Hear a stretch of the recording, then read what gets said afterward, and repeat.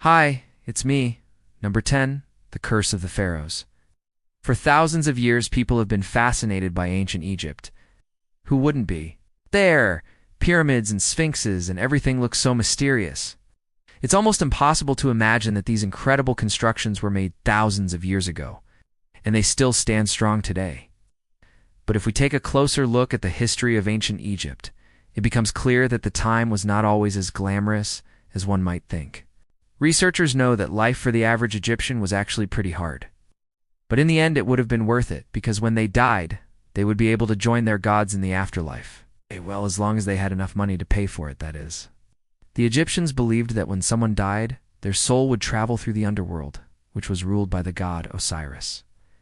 Their journey wasn't an easy one. They would have to pass through 12 different gates. Each gate was guarded by a terrifying creature with the head of an animal and the body of a human. These creatures were called genies, and they only allowed those who had given enough money to the temple to pass.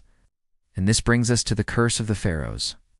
After Napoleon invaded Egypt, there was a big rush among Europeans to find treasure there. This led to many archaeological finds, but also too many deaths. There was even a so-called mummy curse that said that anyone who disturbed the rest of the dead would be cursed. What, was this really the case?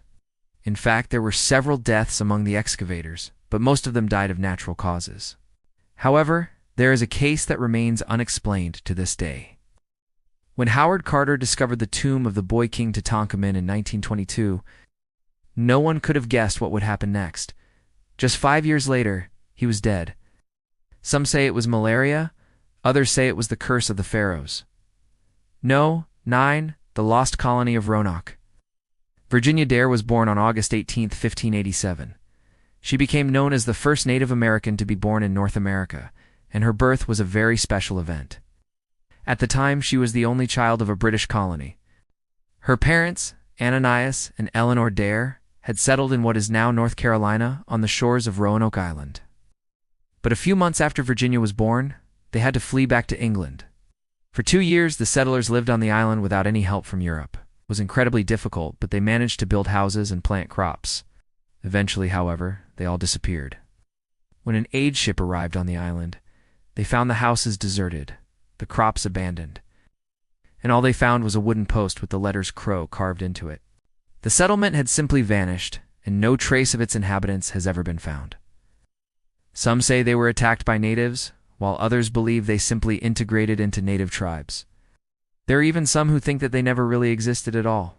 However, this is probably not true, because when Virginia Dare was born, a priest baptized her. He named her after the famous English explorer Sir Francis Drake. But where did the people go? Number 8, the beast of between 1764 and 1767. A werewolf terrorized the French province of. In total, the beast is said to have killed more than 400 people. The attacks happened very quickly and suddenly, and the victims often didn't even have time to defend themselves. It was a local farmer who first fell victim to the beast. Then there were more and more cases, until the small town was in a state of terror. People started locking themselves in their homes, but the beast simply set fire to the houses. Even the church did not bring people any security. Often the bodies of the victims showed strange injuries, torn apart, devoured, and mangled. Finally, King Louis XV put a bounty on the beast's head and ordered it to be killed. A baron then shot a wolf, which seemed to fit the descriptions of the beast. But the killings didn't stop. In fact, even after the supposed beast was dead, people kept getting killed. Over time, researchers came to the conclusion that it wasn't a werewolf at all, but a pack of wolves that was responsible for the killings. But why did they attack humans? Experts suspect that the animals were infected with a parasite that made them aggressive. But there is another theory that says the victims were simply victims of a serial killer. Number 7, the Black Death. Imagine you're in London in 1665. The streets are narrow and dirty. The air is thick with the stench of stale waste and chamber pots. Suddenly you feel a sharp pain in your head and a fever. You don't know it yet, but you've just contracted the plague today. It's hard to imagine how terrible this disease once was. Over the course of history, it's estimated that the bubonic plague killed around 200 million people. That's about 1/3 of the world's population. It's believed that the disease first spread to Asia and then made its way along trade routes to Africa and Europe. While today we know that it was rats that spread the disease, back then people thought it was poison from the air. That's why they closed off the city of London in 1665 and prohibited anyone from entering or leaving. Even though the quarantine lasted only 5 months, it had devastating consequences. The 100,000 people living in London at the time, an estimated 10,000 died. But as bad as things were in London, it could have been much worse. The plague also hit France, Germany, Italy, and Spain.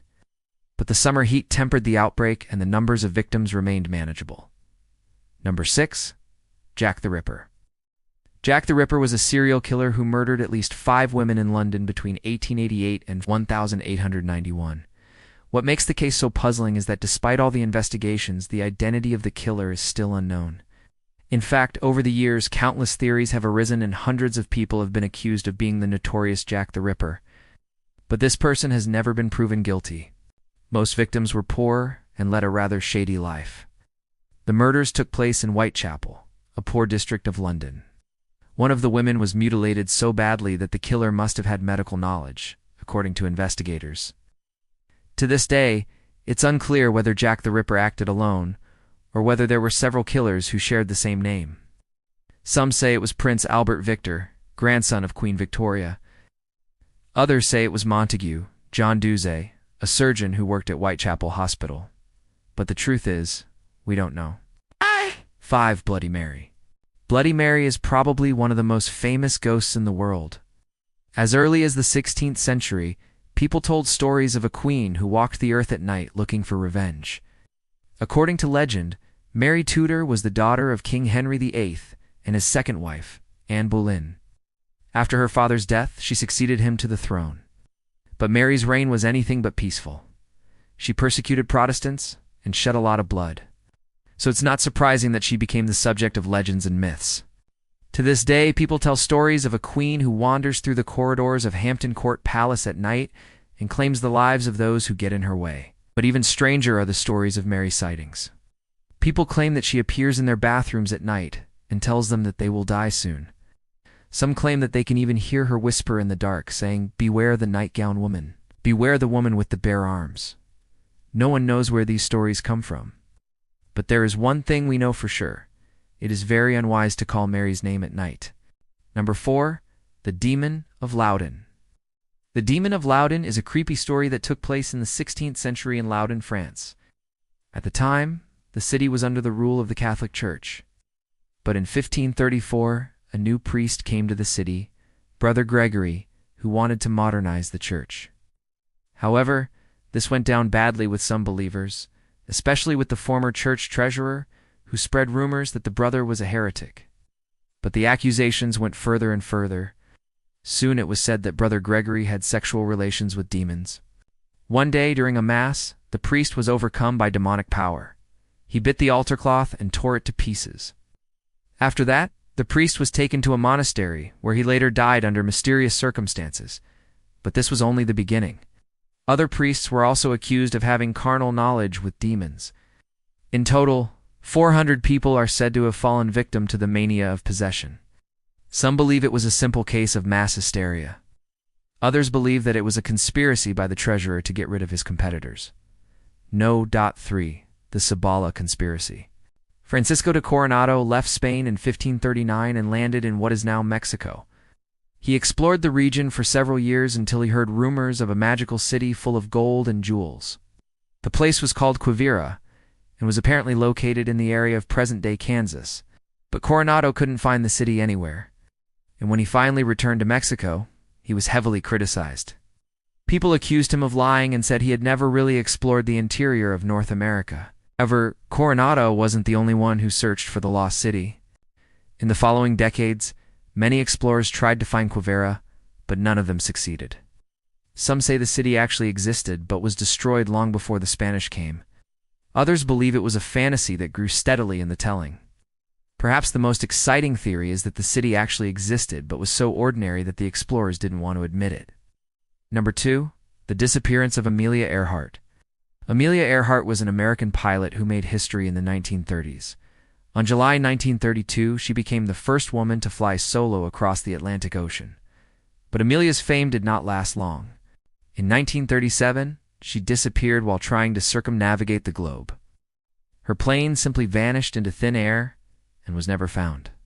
But how did this happen? Some say Amelia and her navigator crashed into the Pacific Ocean. Others say they landed on a tiny, uninhabited island in the Indian Ocean and died of thirst or hunger. However, there is also a much stranger theory.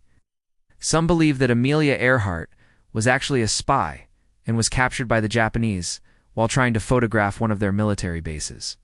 However, there is no evidence for this, and it's more likely that Amelia and her navigators simply crashed into the sea. No one, the devil's footprints. Have you ever seen a footprint in the sand that you can't explain? Maybe it was a huge footprint that was definitely not made by a human being. If you answer yes, you may have seen the footprints of the devil himself. There are many stories about the devil's footprints. They've been found on beaches and deserts, and even in people's yards. Many believe that the footprints are the mark of the devil himself. This is certainly a scary thought, but there is also a scientific explanation for the footprints. In fact, there is nothing supernatural about them. It's usually a trick of light and shadow that makes the prints appear larger than they actually are. Sometimes it's also a whale that has left its mark on land. And sometimes it's just a simple case of mass hysteria. However, there is one thing we know for sure. It is very unwise to follow the tracks of the devil. Thanks for watching. Which of these stories did you like the most? Let us know in the comments. And don't forget to subscribe for more videos. See you next time. Bye.